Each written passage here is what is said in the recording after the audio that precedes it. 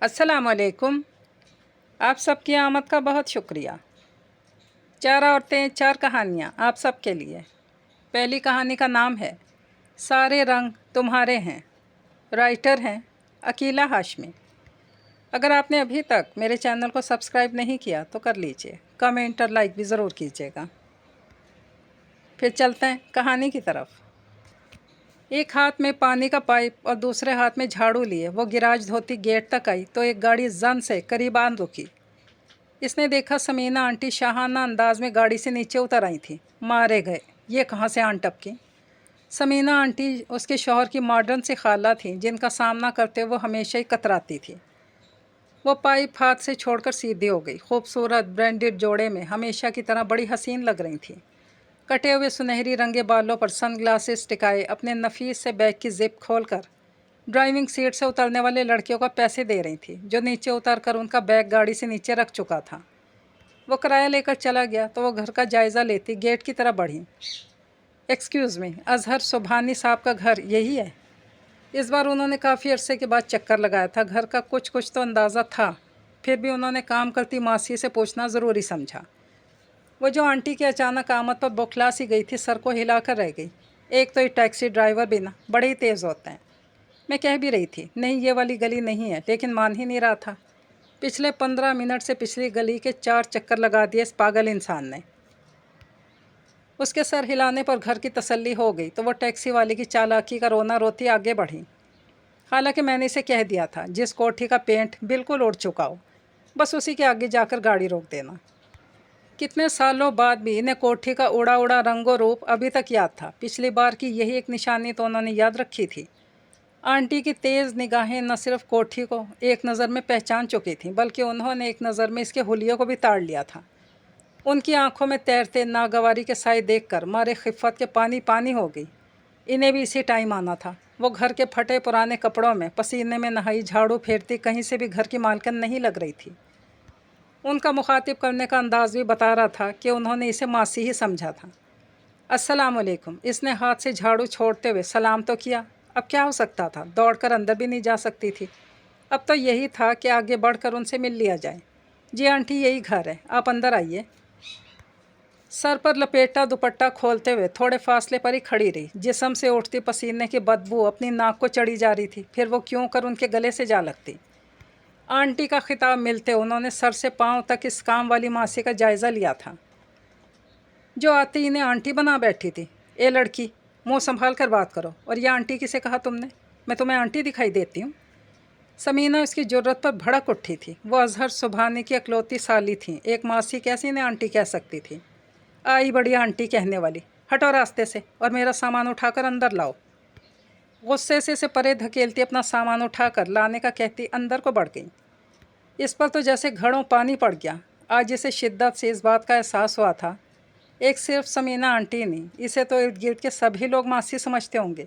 इसका हुलिया कहीं से भी घर की मालकिन जैसा नहीं था। आम से कपड़े, आम सा हुलिया, देखने वाले तो ज़ाहिरी हालत देखकर ही अंदर की प्रोडक्ट का अंदाज़ा लगाते हैं ना। जैसी वो दिखती थी वैसे इसे खिताब भी मिलना था। फिर समीना आंटी या किसी और का क्या कसूर था। वो अपने हुलिये पर अफसोस करती उनका बैग उठाकर अंदर चली आई, जहाँ वो अब उसके ससुर अजहर सुबहानी के साथ दो दो हाथ कर रही थी। कमाल करते हैं आप भी दूल्हा भाई, अभी तक इस उम्र में भी नौजवानों के शौक़ पाल रखे हैं आपने। बहनोई को सीढ़ी पर चढ़ा देखकर तो उनकी हंसी ही छूट गई। सीढ़ी से गिर विर गए तो अगले पिछले सारे कसबल निकल जाएंगे। सोनाई सोमर की तो टूटी हड्डियां भी आसानी से नहीं जुड़ती। टीवी लाउंज में अजहर भाई सीढ़ी पर चढ़े दीवारों पर पेंट कर रहे थे। समीना तो देखते ही शुरू हो गई। बंदा इस काम के लिए तो किसी को बुला ही लेता है, पर नहीं, आपको तो पैसे बचाने का बुखार चढ़ा है। तौबा है मेरी, हिसाब किताब तो आप पर ख़त्म ही है। सलाम दुआ के बाद कानों को हाथ लगाती सोफ़े पर बैठ गई। बहनोई साहब की आदत से बहुत पहले से वाकिफ़ थी। 1 रुपया बचाने के लिए भी एड़ी चोटी का ज़ोर लगा देते थे। और राशिदा नज़र नहीं आ रही, इसे किसी काम पर लगा रखा है। भाई इस घर में तो शुरू से कोई बंदा बेकार नहीं बैठ सकता। बहनोई से दो दो हाथ करने के बाद अब वो खुले दरवाज़ों से परे बहन को ढूंढ रही थी। ए लड़की, ज़रा इधर आओ ना। ये पूरे घर में पेंट के साथ किस चीज़ की स्मेल फैली है, ऐसे जैसे कुछ सड़ी हुई चीज़ हो। वो उनका बैग रखकर किचन की तरफ जा रही थी जब उन्होंने एक बार फिर इसे पास बुलाकर पूछा। हाथ बांधे करीब चली आई। जी वो घर में तो इस वक्त कई किस्म की खुशबुएं फैली थी। डाइनिंग टेबल से लेकर पिछले सहन तक कई जगहों पर चादरें बिछाकर इंजीर और केरियां सोखने के लिए डाली गई थी। कल ही राशिदा आंटी से कह रही थी, अम्मी ये इंजीरें ख़राब हो चुकी हैं, देखे तो सही, इन पर फफूंदी आ गई। एक कहाँ से फफूंदी? बदबू छोड़ती इंजीरों पर आई सफ़ेद फफूंदी को अपने हाथ से साफ़ करते हुए वो साफ मुँह कर गई थी। भाई तुम लोग तो बहुत अमीर हो, अब इतनी मेहनत से लाई गई इंजीरों को उठाकर क्या बाहर फेंक दूँ? कोई ख़राब वराब नहीं हुई, चलो हटो, जाकर अपना काम करो। ससुर की मेहनत का अंदाज़ा तो इसे भी था। कैसे मुँह अंधेरे जाकर दरख्तों पर चढ़कर उन्होंने एक एक करके ढेर सारी इंजीरें इकट्ठी की थीं। उनकी मेहनत का सिला तो अब यही बनता था। इन गली सड़ी इंजीरों को भी पूरी मोहब्बत से सुखाकर गले का हार बनाया जाता, जो हर साल राशिदा बेगम करती थी। अनम यानी बहू की ज़ुबान तो उन्होंने चुप करा दी थी। ये पता नहीं था कि समीना आन टपकेंगी, इन्हें खामोश करना फिर उनके बस में नहीं होगा। इससे पहले कि वो कोई माकूल जवाब देने के लिए ससुर की तरफ देखती, उसने देखा वो सीढ़ी से उतरकर अपना पेंट वाला ड्रेस, निक्कर और शर्ट चेंज करने कमरे में दौड़ लगा चुके थे। ये जीजी क्या लगा रखा है? चलो ज़रा पीछे हटकर खड़ी हो। क्या नहाती नहीं हो? कितनी बदबू आ रही है तुमसे। वो तो पहले ही अपने हुलिये पर पशेमान थी, काम करते करते पसीने में नहा गई थी, इसीलिए तो इनसे थोड़े फासले पर खड़ी होकर जवाब दे रही थी। समीना आंटी ने अपने दुपट्टे का पल्लू नाक पर रखकर नागवारी से कहा, और सुनो, मेरे लिए पानी लाने से पहले जाओ नहा कर आओ। मैं तो अपने घर में आने वाली मासी को सबसे पहले नहलवा कर कपड़े तब्दील करवाती हूँ, फिर इसे किचन का रुख करने देती हूँ।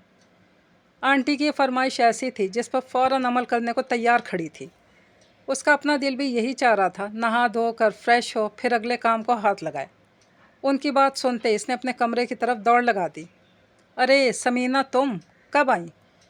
इंजीरों से भरी ट्रे उठाए ड्राइंग रूम से बरामद हुई तो सामने सोफे पर छोटी बहन को बैठा देखकर हैरान रह गई। मैं तो कब की आई बैठी हूँ, तुम्हें ही अपने बाग से फुर्सत नहीं मिल रही। बाहर निकल कर देखोगी तो कुछ नज़र भी आएगा। बहन के करीब आते ही सड़ी हुई इंजीरों की बास नाक को चढ़ी तो पुकार उठी, खुदा के वास्ते राशिदा, पहले इस सौगात को पीछे रखो, फिर मेरी तरफ बढ़ना। राशिदा के हाथों में पकड़ी ट्रे पर नज़र पड़ते ही वो समझ गई थी कि हो न हो इन्हीं की बदबू ने पूरे घर को अपनी लपेट में ले रखा था। अच्छा भाई, लो रख दिया, अब खुश? माँ जाई बहन से मिलने के लिए, अब यह कोई इतनी बड़ी कुर्बानी भी नहीं थी। वो इंजीरों की ट्रे वापस रख कर उनकी तरफ बढ़ी। और सुनाओ, बच्चे कैसे हैं? अकेली आई हो, कुछ दिन रहोगी क्या?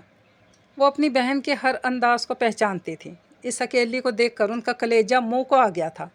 साथ में बच्चों को ले आती तो बेहोश ही ना हो जाती कि इतने लोगों को खाना खिलाना पड़ जाता। राशिदा इन्हें कुछ खाने पीने का पूछने के बजाय और ही सवालों में उलझ गई। इसने देखा कि काम वाली लड़की भी नहाने गई और अभी तक ना लौटी थी। प्यास से उनका हलक सूखा जा रहा था, आखिर वो बोल ही पड़ी, सबकी खैर खैरियत का पता कर लिया, अब कोई पानी वानी का भी पूछ लो, गर्मी से हलक सूखा जा रहा है। और वो तुम्हारी मासी ऐसी गायब हुई कि दोबारा नज़र नहीं आ रही। क्या अभी तक मेहमानों को इसी तरह बातों से टरखाते हो तुम दोनों मियाँ बीवी? वो भी समीना थी, जानती थी जब से वो अजहर सुबहानी की घर वाली बनी थी तब से मेहमान नाम की कोई चीज़ से भी उनका परहेज़ ही चल रहा था। उनकी बातों को वो बुरा नहीं मानती थी, जानती थी शुरू से ही थोड़ी बदलिहाज थी, जो मुंह में आता था बिला झिझक कह भी देती थी, बल्कि अजहर भी उनकी बातों को हंसकर टाल देते। अजहर मियाँ कपड़े बदलकर पास आन बैठे तो मासी वाली बात पर चौंक गए। किस मासी की बात कर रही हो समीना? हमारे घर में तो इस नाम का कोई बंदा है ही नहीं। अरे वही मासी जो थोड़ी देर पहले बाहर गिराज धो रही थी, लो आ गई वो नहा कर कपड़े बदल कर कमरे से बाहर निकली तो समीना ने हाथ के इशारे से बहन और बहनोई को बताया। बहू को किचन में जाता देखकर एक साथ दोनों की हंसी छूट गई। तुम भी ना समीना, कमाल करती हो भाई, ये तो आना मैं सुहेब की बीवी, तुम इसे काम वाली माँ से समझ बैठी, हद होती है। समीना आंटी को अपनी नज़र पर हैरत से ज़्यादा बहन बहनोई पर हंसी आई। वो जिस हुलिये में काम कर रही थी इसे तो कोई अंधा भी देख लेता तो मासी ही समझता। मुझे तो हैरत होती है तुम दोनों मियाँ बीवी पर, बंगले में शिफ्ट हो गए, सोच अभी तक वहीं की वहीं है। दोपहर का खाना खाकर वो राशिदा के साथ कमरे में आराम करने आ गई थी। अब तन्हाई में वो बहन को बातें सुना रही थी। इतने बड़े घर की जिम्मेदारी तुमने इस अकेली बच्ची पर डाल रखी है, इसे तो सफाई करते करते सुबह से शाम हो जाती होगी, कम अज़ कम सफाई के लिए कोई मासी लगा देनी थी। इन्हें रह कर अनम पर तरस आ रहा था। वो देख रही थी कैसे वो बच्ची फिरकी की तरह घूम रही थी। राशिदा तो एक पाव गोश्त की छोटी सी पोटली फ्रीज़र से निकालकर इसे दोपहर के खाने का ऑर्डर देकर उनके पास आन बैठी थी। वो बेचारी अकेली किचन में चूल्हे के आगे खड़ी एक बार फिर से पसीने में नहा चुकी थी। 2 घंटे के बाद वो डोंगे में लंबा शोरबा भरकर रोटियों का हाथ पाट उठाई बाहर निकली थी। राशिदा ने उनके पास बैठे कैरी की चटनी बना दी थी। शोरबे से तैराकी करके बोटी ढूंढना अब ये सामने वाले की महारत पर मुनहसर था। वो जितना अच्छा तैराक होगा इतना ही जल्दी इनाम पा सकता था। समीना की बात सुनकर राशिदा बुरा समूह बनाकर बोली, मासी की ज़रूरत तो वहाँ होती है जहाँ ढेरों काम पड़े हों, हमारे घर में तो कोई काम ही नहीं। ये तो तुम आई हो तो दोपहर में खाना बनाया है, वरना तो रात में जो बचा खुचा सालन होता है वो हम दोपहर में खा लेते हैं। अब अगर औरत को सारे दिन में एक वक्त का सालन भी ना बनाना हो तो बताओ कि वो क्या करे। दुनिया की हर सास की तरह राशिदा के पास भी एक ही जवाब था, भाई हमारे घर में तो कोई काम ही नहीं होता। उनकी बात किसी और को तो हज़म हो सकती थी, समीना को नहीं। झट से बोली, चलो खाने पीने का काम नहीं होगा, बाकी काम तो है ना, सफाई, बर्तन, कपड़े धोना, इस्त्री करना, कितने काम होते हैं। तुम कैसे कह रही हो तुम्हारे घर में कोई काम ही नहीं होता? मैं नहीं मानती। वो इनके सफ़ेद झूठ को मानने को बिल्कुल भी तैयार नहीं थी। कोई घर ऐसा भी हो सकता है जिसमें कोई काम ना हो। बहन को टलता ना देखकर आखिर राशिदा को पैंतरा बदलना ही पड़ा। चलो मान लिया ढेरों काम होते हैं, इन मासियों को घरों में घुसाना भी कोई अच्छी बात नहीं। घर का कोई राज नहीं रहता, घर वालों से ज़्यादा इन्हें पता होता है कि उनकी चीज़ें कहाँ पड़ी हैं और पैसों का अलग से ज़िया। अब आई थी वो असल बात पर। शुरू से इन दोनों मियाँ बीवी की यही सोच थी। उन्होंने सारी ज़िंदगी इस फार्मूले पर अमल किया था, अब बहू को भी इसी के मुताबिक लेकर चल रहे थे। बहन की बात सुनकर समीना की हंसी छूट गई। तो मुझे ये बताओ, ये घर के राज क्या चीज़ होता है? राज की बात सुनकर उन्होंने मासूमियत से पूछा। घर तो घर होता है, ये कोई एटमी प्रोग्राम तो नहीं, दुश्मन के हाथ लग गया तो बहुत बड़ा नुकसान हो जाएगा। बहन की सोच पे इन्हें अफसोस हुआ, भला ये क्या फार्मूला था? ये तो साफ साफ बहू को चक्की में पीसने वाली बात थी। आपके घर में कोई बेवा, यतीम, मस्कीन काम करने आती है तो आप इसकी मदद करके एक तरह से अल्लाह की खुशनुदी भी हासिल कर रहे होते हैं। फिर सारी काम वालियाँ एक जैसी भी नहीं होती। समीना आंटी का सबक लंबा ही होता जा रहा था। अनम किचन में रात का खाना बनाते हुए दोनों बहनों की बातें सुन रही थी। वो जानती थी इन तिलों में तेल नहीं, दुनिया का कोई इंसान इन्हें कायल नहीं कर सकता था, लेकिन इसे समीना आंटी की बातें सुनकर खुशी हो रही थी। चलो कोई तो था जो इसकी सास के मुंह पर सच्ची बात कह रहा था, भले वो इस पर अमल दरामद करवाने का इख्तियार नहीं रखती थी। हमारी खाला शरीफा तो ऐसी भरोसे वाली मासी से हम काम करवाते हैं, हम भरा घर इसके हवाले करके महीने भर के लिए कहीं जाना चाहें तो जा सकते हैं। बात बंदों पर ख़त्म होती है राशिदा। बहू को भी इंसान समझना चाहिए, भेड़ बकरी समझकर सारा दिन जानवरों की तरह काम नहीं लेना चाहिए। हमारे नबी सल्लल्लाहु अलैहि वसल्लम तो जानवरों पर भी रहम फरमाते थे। बहू तो फिर आपके घर का एक फ़र्द होती है, आपकी नस्ल की अमीन, फिर वो तो आपके रहम की सबसे ज़्यादा हकदार होती है। समीना आंटी ने उसका दिल जीत लिया था। उसका दिल किया कि अंदर जाकर उनके हाथ चूम कर आए। किसी हकदार का हक अपनी गर्दन पर नहीं रखना चाहिए, रोज़े क़यामत इसका भी हिसाब देना पड़ेगा। अपने हकूक़ तो हो सकता है वो माफ़ कर दे, लेकिन अपने बंदों के हकूक़ हरगिज़ माफ़ नहीं करेगा। इसने इतने सालों में इस घर में किसी बंदे को पहली बार बहू के हक़ में बोलते सुना था। सख्त गर्मी में चूल्हे के आगे काम करते हुए समीना आंटी की बातें सावन के दिल फ़रेब बादलों की तरह इस पर छा गई थी। वो पूरी तरंग से मुस्कुरा उठी थी। वो अब जान पाई थी उनकी बातें बारिश के वो पहले कतरे थे जिनके गिरते ही ज़मीन की प्यास तो नहीं बुझ पाती, लेकिन प्यासी मिट्टी की बरसों से सुलगती वो आग ज़रूर बुझा देते हैं, जिसके बाद पानी आने वाले कतरों का काम आसान हो जाता है। वो जान गई थी समीना आंटी अगर चंद दिन और यहाँ ठहर गई, यकीनन वो इस मिट्टी को सैराब करके ही लौटेंगी।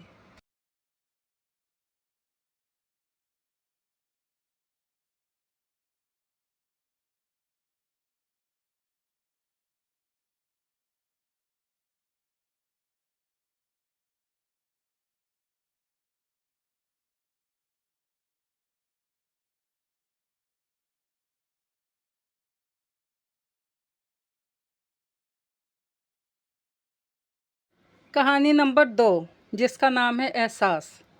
राइटर कायनात काज़मी। आज फिर घर में घमसान का रन पड़ा था। आपा की बड़ी बड़ी बातों और तंज पर जब्त करने वाली रानी अब छोटी छोटी बातों पर जब्त खोने लगी थी, और आज भी ऐसी ही किसी बात पर कतई कलामी ने झगड़े का रूप धार लिया। काम से आए थके हारे काशान की बर्दाश्त जवाब दे गई। इसने न सिर्फ रानिया को खरी खरी सुनाई बल्कि घसीटता हुआ कमरे में लाया और बेड पर पटक कर बाहर चलाया। वो लॉन में टहलते हुए बेबसी से अपने हाथ मसल रहा था, जो कि इसकी अंदरूनी हिजानी कैफियत को जाहिर कर रही थी। रहे सहे अवसान साकी की इस इत्तला ने ख़ता कर दिए कि मामू मामी जा रही हैं। वो तेज़ी से अपने कमरे की जानिब आया जहाँ रानिया बैग घसीटती आ रही थी।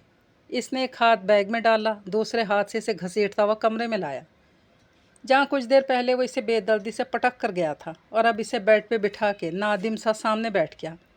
रानिया को छम छम रोते देखकर उसका दिल डूबने लगा था। ये क्या पागलपन है, साथ जीने मरने की कस्में खाती थी और अब छोड़ के जा रही थी मुझे इतनी सी बात पे। तुमने ही तो कहा था कि दफ़ा हो जाओ, और कितनी बेदर्दी से मुझे घसीट कर फेंका था। तो क्या करता यार, इस वक्त मुझे कुछ और समझ में नहीं आया। बाद में एहसास हुआ कि बहुत गलत किया। पर ये रोज़ रोज़ की चक चक से बंदा बेजार भी तो हो जाता है। मैं भी तो बर्दाश्त करते करते थक चुकी हूँ काशान। वो सब सही है, पर तुम इतने दिनों सब सुन तो रही हो, देख रही हो। अब तो तुम्हें आदी हो जाना चाहिए आपा की बदतमीज़ी और बदमिजाजी का। बहुत किया है बर्दाश्त, कोई वजह भी तो हो ना। आपा को तो बस लड़ने का बहाना चाहिए। तो यार मत दिया करो ऐसा मौका। मैं कब देती हूँ? हर काम सही करने की कोशिश करती हूँ। कभी कभार हो जाती है कोई कमी बेशी, तो वो बड़ी हैं, अपना ज़र्फ़ बड़ा कर लें। प्यार से ना सही, इज़्ज़त से तो समझा ही सकती हैं ना। पर नहीं जी, किसी आए गए का भी लिहाज नहीं करती हैं, बेइज्जत करके रख देती हैं। और अम्मा, वो तो अपने बड़ेपन का मुजाहिरा करे ना, वो भी उल्टा उन्हीं की साइड लेती हैं। वो मजबूर हैं रानिया, वो ऐसा न करें तो क्या करें। तुम तो इन चंद माह में आपा की मिजाज से वाकिफ़ हुई हो। वो मेरी बहन है और अम्मा की बेटी। वो सदा की ज़िद्दी हैं। हाकमियत जिताने और अपनी ज़िद मनवाने के लिए वो किसी हद तक भी जा सकती हैं। अलहदा घर के लिए उन्होंने अपना घर छोड़ दिया। 2 साल से वो इधर मुकीम है, ये देखे बगैर कि जवाद भाई जैसा लगी बंधी तनख्वाह वाला बंदा अलहदा घर अफोर्ड भी कर सकता है या नहीं। तो इन्हें समझाओ ना। अम्मा ने 1-2 बार समझाने की कोशिश भी की, तो उल्टा उन्होंने बच्चों समेत दरिया में कूदने की धमकी दे दी। अब अम्मा ने अपने लब ही सी लिए और आपा को हुकूमत करने की पूरी आज़ादी मिल गई। यहाँ उनकी कोई मुखालफत नहीं करता, चाहे वो गलत ही क्यों ना हो, और हमेशा गलत ही होती हैं वो। उनके रवैये की वजह से नौमान, छोटी बहन निमरा, तो क्या खुद उनकी औलाद भी इनसे खाइफ हैं। पर कुछ करने से कासिर अम्मा भी उसका साथ देने पे मजबूर। और तुम भी तो उन्हीं की साइड। वो रूहान सी होकर बोली।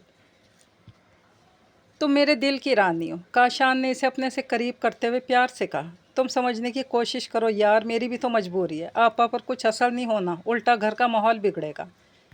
देखो नौमान और बाबा कितनी इज्जत करते हैं, और निमरा और आपा की औलादें मरियम और साकी भी कितना प्यार करते हैं तुमसे।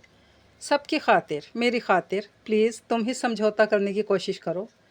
आपा से तो उम्मीद भी फजूल है। अच्छा, मैं कोशिश करूँगी। थैंक यू रानी। इसने इसके दोनों हाथ उठाकर होंठों से लगा लिए। उसने काशान से किया वादा निभाने की खातिर जब्त पर कड़े पहरे बिठाए थे। आपा उसके पीछे झगड़ने के लिए पर तोले रहती, पर रानिया ने पलट के जवाब न देने की कसम खाई थी। और उसे जब्त का पाबंद करने वाला काशान एक दिन अपना जब्त ही खो बैठा, जब सब नाश्ते की टेबल पर बैठे थे और रानिया भाग भाग कर सबको सर्व कर रही थी। जब सबको दे चुकी तो अब्बा मियाँ बोल पड़े, बेटा अब तुम भी बैठो और नाश्ता करो। उनका ये शफकत भरा लहजा आपा को तैश दिला गया। उनकी तेवरियाँ चढ़ गईं। ये क्या है, पराठे रोटियाँ, या तो जली हुई या फिर बिल्कुल कच्ची। आमलेट में नमक ज़्यादा तो चाय में चीनी कम। मैके में कुछ नहीं सीखा तो इधर ही सीख लिया होता बीबी। रानिया का चेहरा मारे खिफ़त के सुर्ख हो गया था। आपा रानिया तो है ही फुअड़, इसे माँ ने कुछ सिखाया ही नहीं। पर आप क्या सिखा रही हैं मरियम को?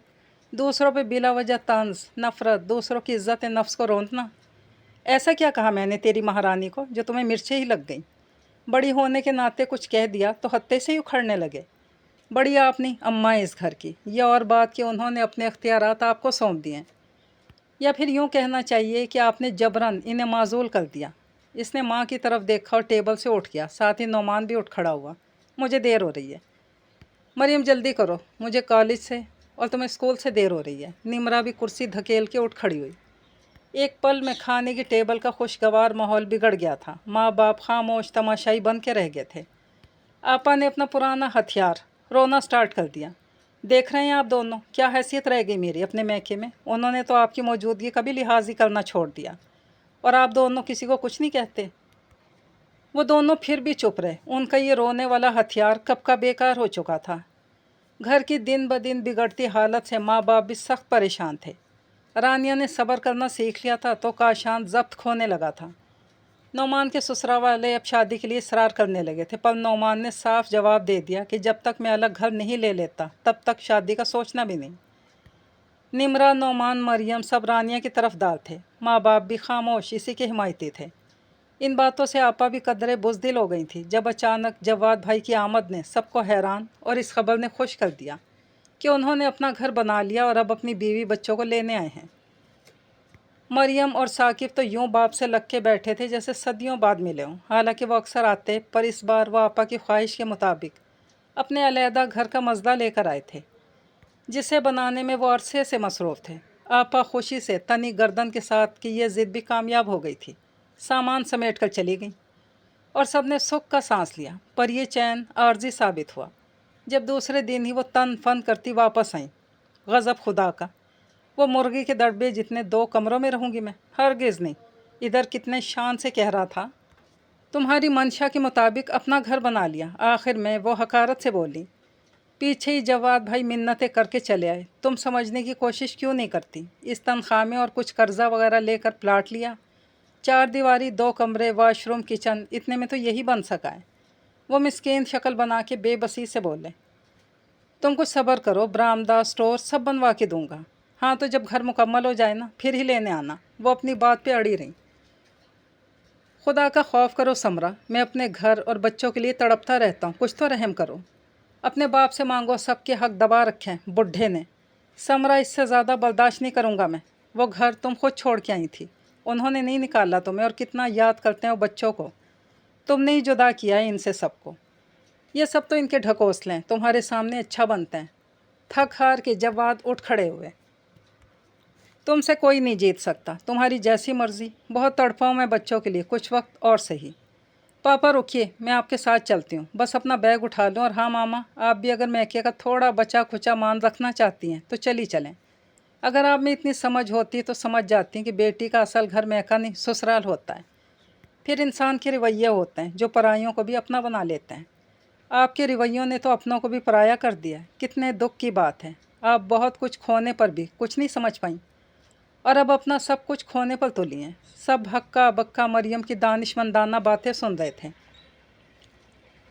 ادھر بھی تو ہمارے پاس ایک ہی کمرہ ہے نا، ہم پھر بھی رہ رہے ہیں. پر یہ ہمارا تو نہیں، نانا نانی اور ان کے بیٹوں بہوؤں کا ہے. ہمارا گھر تو وہ تھا جو آپ ہم سے چھین چکی ہیں. بہت زیادتی کی ہے آپ نے اپنے ساتھ بھی اور ہمارے ساتھ بھی. کم سے کم اب تو ہوش میں آئیں. اب جو گھر پاپا نے اتنی محنت اور جد و جہد سے بنایا ہے اسے اپنا گھر بنا لیں. ماما، اپنے گھر پہ مان کیا جاتا ہے، اس کا رقبہ یا تعداد نہیں گنی جاتی. بنانے والے کی محنت، خلوص اور محبت دیکھی جاتی ہے جو آپ کو نظر نہیں آتی. چلیں پاپا، مجھے بھی آپ کے ساتھ جانا ہے. ساقی بھی اٹھ کے باپ کی طرف بھاگا. چلو میرے بچوں. جواد دونوں کو ساتھ لگائے آگے بڑھے. میرے لیے نہیں رکیں گے؟ سب نے پیچھے مڑ کے دیکھا. آپا کی آنکھوں میں ندامت صاف نظر آ رہی تھی. تھوڑی دیر میں آپا سامان گاڑی میں بھر کے روانہ ہو رہی تھی. جب رانیہ اور کاشان نے آگے بڑھ کے کہا، آپا ہمیں معاف کر دینا جو بھول چوک ہوئی ہم سے. ہاں آپا. نعمان اور نمرا بھی محبت اور شرمساری لیے قریب چلے آئے. آج میرے بچوں نے احساس دلایا کہ کمی تم میں نہیں مجھ میں ہے. تم سب بھی مجھے معاف کر دینا. اور ہاں، میں دعوت کروں گی اپنے نئے گھر میں، تم سب نے آنا ہے. اور ہاں، کوئی یہ نہ سمجھے کہ میں نہیں آؤں گی، میں بھی آتی جاتی رہوں گی. سب ہنس پڑے. گاڑی روانہ ہوئی اور اماں نے ہاتھ اٹھا کر رب کا شکر ادا کیا جس نے دیر سے ہی صحیح پر انہیں عقل دے دی تھی.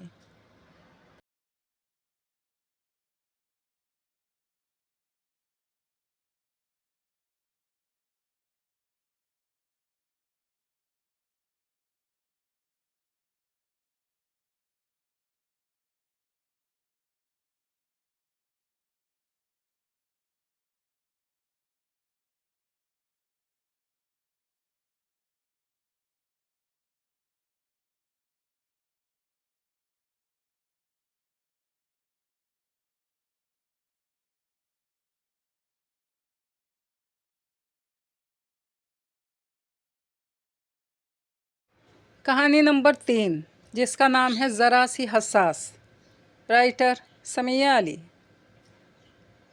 सारा मेरा नाश्ता कहाँ है? जुनैद ने मेज़ पे अखबार पटकते हुए बावर्ची खाने में काम करती सारा को आवाज़ लगाई। जी बस थोड़ी देर में लाती हूँ। रोज़ यही होता है, कभी ऐसा दिन नहीं आया जब नाश्ता वक्त पे मिला हो मुझे। जुनैद को गुस्सा आ गया। जुनैद बस ला तो रही हूँ, अब मेरे हिस्से का भी खुद ही खाना। जुनैद लैपटॉप बैग उठाए दफ्तर के लिए निकलने लगा और बावर्ची खाने के दरवाजे से बाहर नाश्ता लेकर आती सारा का दिल हमेशा की तरह बोझल सा हो गया। सारा ने चंद कदम आगे बढ़कर मेज़ पे नाश्ता रखा और बेदिली से कुर्सी खींचकर बैठ गई। पता नहीं जुनैद कब अपना ही चिड़चिड़ापन छोड़ेंगे।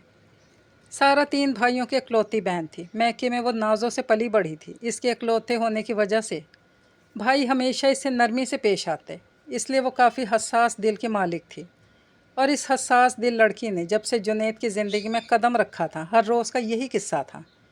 जुनैद वक्त का बहुत पाबंद था। ऐसे में अगर सारा को इसके किसी काम में देरी हो जाती तो भड़क उठता, बाद में ठीक भी हो जाता। लेकिन कहते हैं ना, रवैये दिल पे गहरे निशान छोड़ जाते हैं और जब भी याद आते हैं तो दिल बस उदास सा हो जाता है। सारा का दिल भी जुनैद के रवैयों पे अक्सर उदास हो जाया करता था। शाम को जैसे ही जुनैद घर आया, सारा सुबह का तल्ख रवैया भुलाकर मामूल की तरह इसके लिए चाय बना लाई। सारा, वो फ़हीम याद है तुम्हें? मेरा वो दोस्त जिसने हमें हमारी नई नई शादी के बाद दावत पे बुलाया था। हाँ, वो मेरा भाभी के शौहर, याद है मुझे। उसने थोड़ी देर सोचकर जवाबन कहा। वो तुम्हें तो पता है, पिछले महीने मेरा प्रमोशन हुआ था, सो इसने मुझसे ट्रीट मांग ली। अब तनख्वाह मिली है तो मैंने सोचा इसे पूरी फैमिली के साथ घर पे मधु कर लेता हूँ।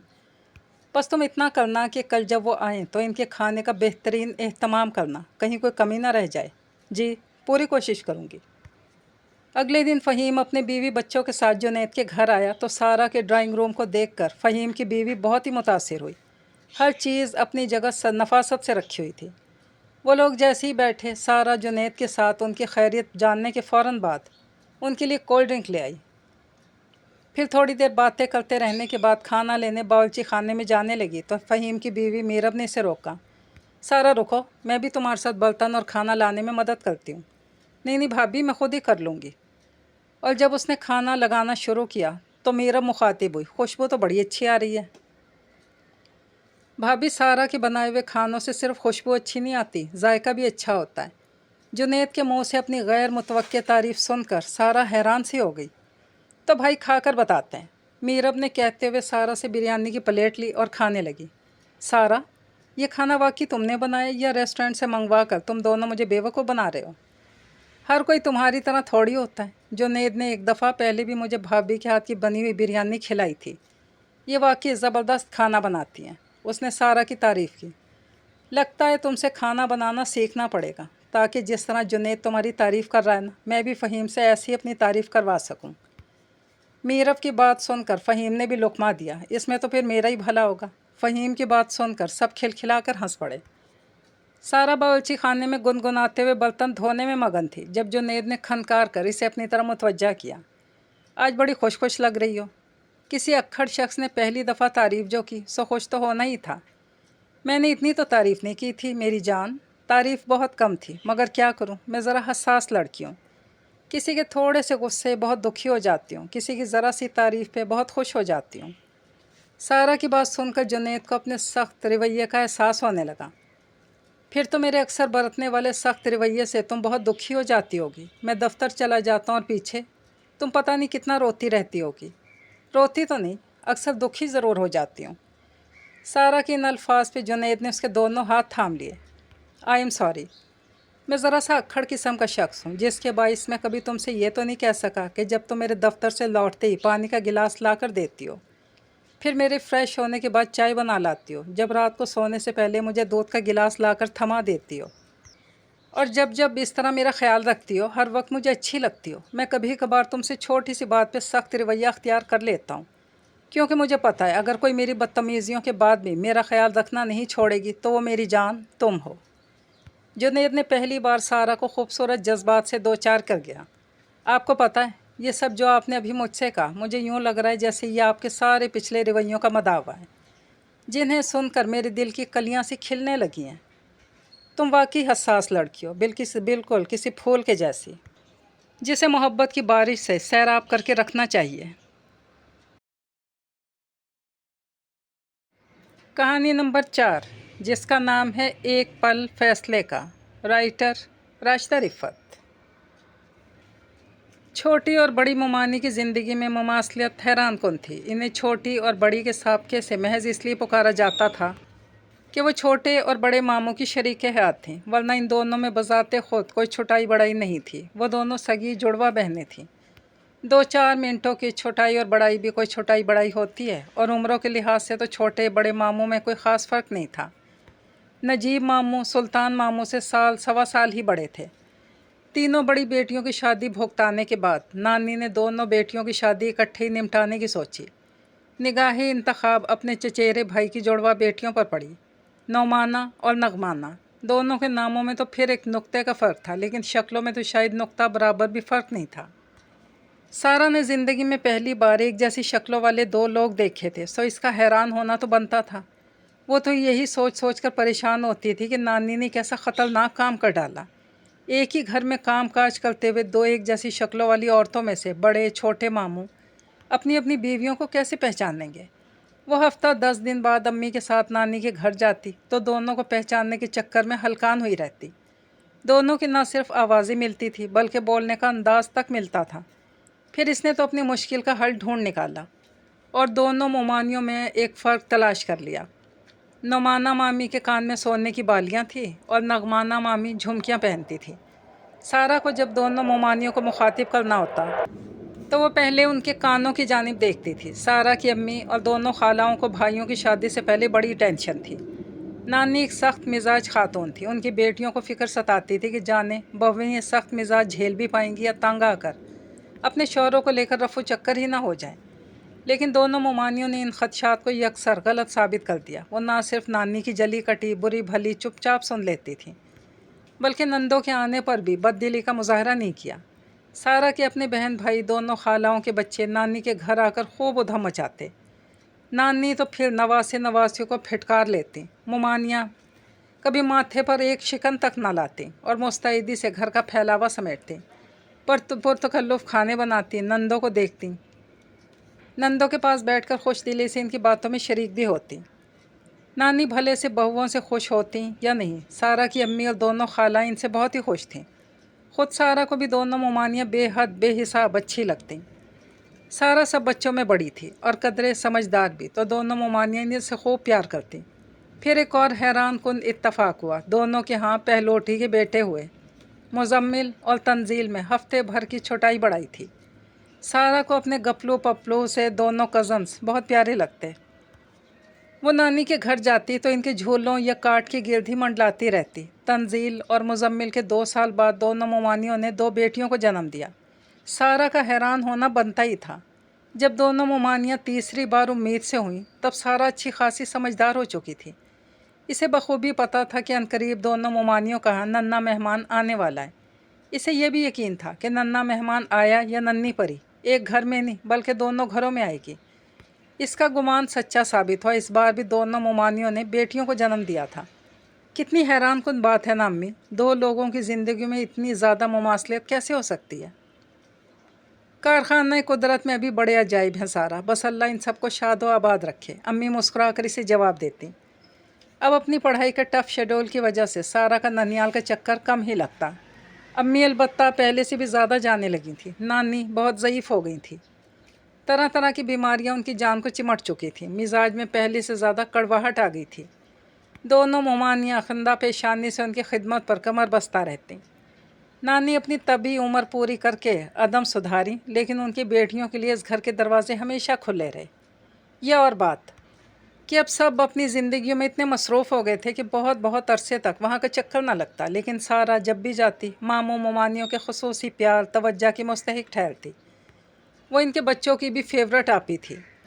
وقت اپنی رفتار سے گزرتا رہا۔ سارا جو کبھی نئی نویلی دلہنوں کو مسرت اور اشتیاق سے تکتی رہتی تھی، ایک دن وہ بھی آیا جب خود دلہن بن کر پیا دیو سدھار گئی۔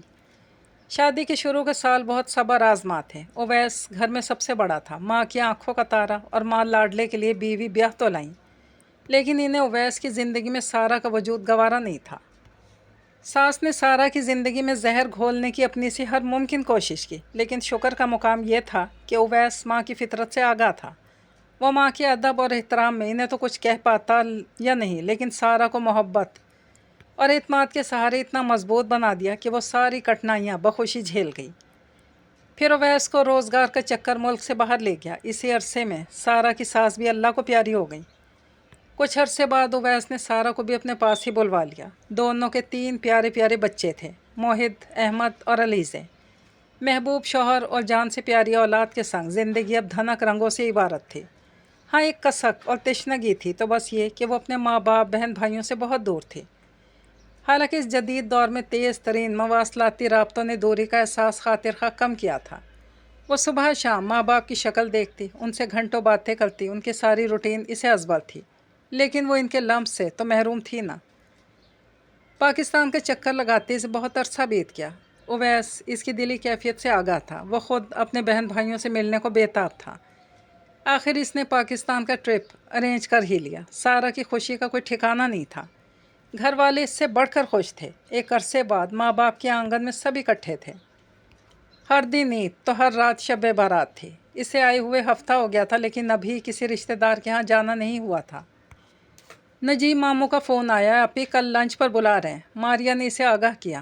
ہاں بھائی، نجیب ماموں اور سلطان ماموں کے ہاں ضرور جانا ہے۔ میں مزمل اور تنزیل کی دلہنوں کے لیے بھی گفٹس لائی ہوں، وہ بھی تو دینا ہے۔ اس نے سر ہلایا، پھر مسکرا کر ماں سے مخاطب ہوئی، ویسے امی کل کی بات لگتی ہے۔ مزمل اور تنزیل میری آنکھوں کے سامنے پیدا ہوئے اور اب ماشاءاللہ وہ خود گھر بار والے ہو گئے۔ اسے بیتتا وقت یاد آیا تھا۔ وقت کا تو کام ہی گزرنا ہے بیٹا، کبھی تم لوگ بچے تھے اور اب بال بچوں والے، اور ہم جو کل تمہاری جگہ تھے آج چراغ سحری ہیں۔ امی مسکرائی تھیں۔ اللہ آپ کا سایہ ہمیشہ ہمارے سروں پر سلامت رکھے امی، وہ جذباتی ہو کر ماں سے لپٹ گئی تھی۔ اگلے دن تیار ہو کر وہ نجیب ماموں کے جا پہنچی۔ دونوں ماموں نے آبائی گھر فروخت کر کے اپنا اپنا علیحدہ گھر خرید لیا تھا، لیکن دونوں کے گھر اب بھی قریب قریب ہی تھے۔ نجیب ماموں اور نغمانہ ممانی نے اس کا پرتپاک استقبال کیا۔ تنزیل کی نئی نویلی دلہن بھی اسے بہت پسند آئی۔ اس میں آج کل کی لڑکیوں والی تیزی تراری مفقود تھی۔ تنزیل اپنے بچپن کے قصے اور سارہ سے جڑی یادیں شیئر کر رہا تھا، سارہ بھی اس کی شرارتیں یاد دلا رہی تھی۔ توبہ مسکراتے لبوں کے ساتھ ان کی باتیں سن رہی تھی جب نغمانہ مامی نے بہو کو ٹوکا، کتنی دیر ہو گئی توبہ، تمہیں احساس ہی نہیں، اب کھانا لگا بھی دو۔ نرم خوسی نعمانہ ممانی کے انداز میں اچھی خاصی کرختگی تھی۔ مامی، توبہ تو مجھ سے 2-3 بار پوچھ چکی ہے، میں نے اسے منع کیا ہے، دراصل ناشتہ دیر سے کیا تھا نا، اور جب تک صحیح سے بھوک نہ چمکے تو آپ کے بنائے مزیدار کھانوں سے کیسے انصاف ہوگا۔ سارہ نے مسکرا کر انہیں مخاطب کیا، ارے اب ہمارے زمانے گزر گئے بیٹا، جو برا بھلا بنایا ہے بہو نہیں بنایا ہے، بچیوں نے اس کی مدد ضرور کی ہے، ابھی کھانا بنانے میں اتنے ایکسپرٹ نہیں ہے، بس گزارا چل رہا ہے۔ بیچاری توبہ کا چہرہ پھیکا پڑ گیا تھا۔ میں دسترخوان لگاتی ہوں، وہ یقیناً اپنی خفت مٹانے کے لیے منظرنامے سے ہٹی تھی۔ توبہ بھابھی تو اچھا بھلا کھانا بناتی ہیں سارہ آپی، آج بھی انہوں نے بہت محنت سے لنچ بنایا ہے، لیکن دیکھ لیجیے گا امی دسترخوان پر ان کے بنائے کھانے میں نقص ضرور نکال لیں گی۔ سب سے چھوٹی ماہم نے سارہ کو مخاطب کیا۔ سارہ نے ان چھوٹے کزنس کے اتنے لاڈ اٹھائے تھے کہ اتنے برس گزرنے کے باوجود تکلف اور اجنبیت کی دیواریں حائل نہ ہو پائیں تھیں۔ وہ بے تکلف انداز میں اس کے سامنے اپنے گھریلو معاملات تک ڈسکس کر رہے تھے۔ ماہم کی تائید تحریم نے بھی کر ڈالی۔ دونوں کو اپنی نئی نویلی بھاوت سے ہمدردی تھی، لیکن نعمانہ مامی کی اپنی ہی منطق تھی۔ دشمن نہیں ہوں میں بہو کی، اگر تنقید کرتی ہوں تو اس کے بھلے کے لیے ہی کرتی ہوں۔ تمہیں یاد ہے نا سارہ، میں اور نغمانہ باجی جتنی مرضی جاں فشانی سے کام کر لیتے، اماں ہمارے کام میں مین میخ ضرور نکالتی تھیں۔ وقتی طور پر ہم بد دل ضرور ہوتے، لیکن پھر مزید جان مار کر اماں کے مطلوبہ معیار تک پہنچنے کی کوشش کرتے، اور اس کوشش نے ہمیں ہر کام میں طاق کر دیا۔ کون سا ایسا کام تھا جو ہم نے سسرال میں آ کر نہیں کیا؟ چارپائیاں بننے سے لے کر تار کشی والی کڑھائی کے کرتے کاٹنے تک، کون سا ہنر اماں نے ہمیں نہیں سکھایا؟ آج کل کی بہویں اتنی محنت مشقت کا سوچ بھی نہیں سکتی۔ اب تو ہر کام کے لیے مشین، اور مشین چلانے کے لیے بھی ملازمہ موجود ہے، بس کھانا ہی تو بنانا ہوتا ہے لڑکیوں کو، وہ بھی ڈھنگ کا نہ بنا پائیں تو کوئی فائدہ ہے بھلا؟ نعمانہ مامی آج کے دور کا اپنے دور سے موازنہ کر رہی تھی۔ سارہ کو اندازہ ہو گیا کہ وہ ساسوں کی اس قسم سے تعلق رکھتی ہیں جو بہوؤں کا موازنہ اپنے دور سے کرتی ہیں اور اپنی ساسوں کی طرح سخت گیر ساس ثابت ہوتی ہیں۔ اتنے میں ہی توبہ نے کھانا لگنے کا اعلان کر دیا۔ کھانے کے دوران سارہ نے پھر سے ماضی کے قصے چھیڑ دیے، مقصد طوبہ کو مزید کسی قسم کی خفت اور تنقید سے بچانا تھا۔ ویسے بھی کھانا بہترین بنا تھا، اگر کوئی معمولی کمی بیشی تھی بھی تو یقیناً وقت گزرنے کے ساتھ اس ہنر میں طاق ہو ہی جانا تھا۔ کھانے کے دسترخوان کی تصویریں تنزیل نے واٹس ایپ فیملی گروپ میں شیئر کر دی۔ ذرا دیر میں ہی مزمل آ گیا۔ واہ سارا آپی، ہم اتنے دن سے آپ کے منتظر ہیں اور آپ یہاں دعوت اڑا رہی ہیں، اس نے بے تکلفی سے شکوہ کیا۔ چلو اگلی دعوت تمہاری طرف، دن ڈیسائیڈ کر لو۔ اس نے محبت سے ماموزاد بھائی کو دیکھا۔ دن تو گزر گیا نا، بس آج شام کا کھانا ہماری طرف۔ امی نے کہا ہے کہ سارا کو ساتھ ہی لے کر آنا، شانزے اور علینا بھی ملنے کو بے چین ہو رہی ہیں، اور وہ میری زوجہ محترمہ، وہ تو آپ سے ملنے کے لیے سب سے زیادہ مشتاق ہے۔ جب سے اسے پتہ چلا ہے کہ ہم نے پتنگ اڑانا، سائیکل چلانا اور کنچے کھیلنا کسی اور سے نہیں بلکہ اپنی آپی سے سیکھا ہے، تو وہ ان ٹیلنٹڈ آپی سے ملنے کے لیے ایکسائٹیڈ ہو رہی ہے۔ مزمل ہنستے ہوئے مخاطب تھا، سچ مما آپ کو یہ سب کام آتے تھے؟ سارا کے بچے حیران ہوئے۔ گھر تو چلو پارٹنر، تصویری ثبوت کے ساتھ تمہاری مما کے کارنامے دکھاؤں گا، میرے پاس سارے البمز محفوظ پڑے ہیں۔ اس نے پیار سے موہت کے بال بکھیرے۔ چلیں نا مما، ان والے ماموں کے گھر بھی چلتے ہیں۔ بچے فوراً تیار ہو گئے۔ نعمانہ مامی اور تجمل ماموں بھی ہنس پڑے تھے۔ جاؤ بیٹا، جانتی تو ہوئی سی تمہیں لے کر جائے بغیر نہیں ٹلے گا۔ جانا تو تھا ماموں، لیکن تسلی سے جانا تھا، آج تو میں ان کی گفٹس بھی ساتھ نہیں لائی۔ ارے آپ ہی گفٹ کی فکر نہ کریں، وہ ہم آپ کے ساتھ جا کر خود ہی وصول کر لیں گے، بس آپ چلیں میرے ساتھ۔ مزمل کا اصرار ختم نہ ہوا اور سارا تو خود سب سے ملنے کو بے چین تھی۔ وہ مزمل کے ساتھ سلطان ماموں کے ہاں پہنچی، وہاں بھی اسے ہاتھوں ہاتھ لیا گیا۔ شانزے اور علینا بچوں کے لاڈ اٹھانے لگی تھیں۔ وہ سلطان ماموں اور نغمانہ مامی کے پاس بیٹھ کر بیتی یادیں دہرانے لگیں۔ مزمل کی بیوی عائشہ بھی مزمل کی طرح نٹ کھٹ سی تھی۔ وہ رات کے کھانے کی تیاری میں مصروف تھی، لیکن چلتے پھرتے ہنسی مذاق کرتے گفتگو میں شریک ہو جاتی۔ اس کی باڈی لینگویج طوبہ سے بہت مختلف تھی، ہنس مکھ، حاضر جواب اور پراعتماد، جبکہ تنزیل کی بیوی طوبہ سسرال میں دبی دبائی، گھبرائی، بوکھلائی سی تھی۔ حالانکہ وہاں دعوت پہلے سے طے شدہ تھی، جبکہ یہاں دعوت کا اہتمام اچانک کرنا پڑ رہا تھا۔ لیکن عائشہ بہت زیادہ اہتمام مت کرنا، کچھ ہلکا پھلکا بنا لو، دوپہر کو بہت تگڑا لنچ کیا تھا، اب کھانے کی گنجائش کم ہی ہوگی۔ سارا نے عائشہ کو مخاطب کیا، آپ ہی بنانے دیں اسے جو بنا رہی ہے، ورنہ آپ کا کہا مان کر سادہ سے دال چاول بھی کھلا سکتی ہے۔ اس نے بیوی کو چھیڑا۔ ہاں تو کیا ہوا، ہم تو دال چاول بھی شوق سے ہی کھا لیں گے۔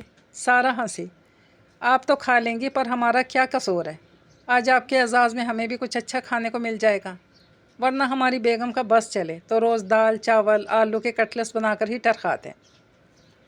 دراصل انہیں کچن میں جاتے ہوئے گرمی ہی بہت لگتی ہے، مسلسل بیوی کو چھیڑ رہا تھا۔ امی دیکھ رہی ہیں نا آپ مزمل کو، ابھی کل ہی میں نے انہیں کوفتے بنا کر کھلائے اور پچھلے ہفتے اتنی شدید گرمی میں قیمہ بھرے کریلے بھی تو بنائے تھے۔ اس نے شوہر کے مقابلے میں ساس کی تائید چاہیے۔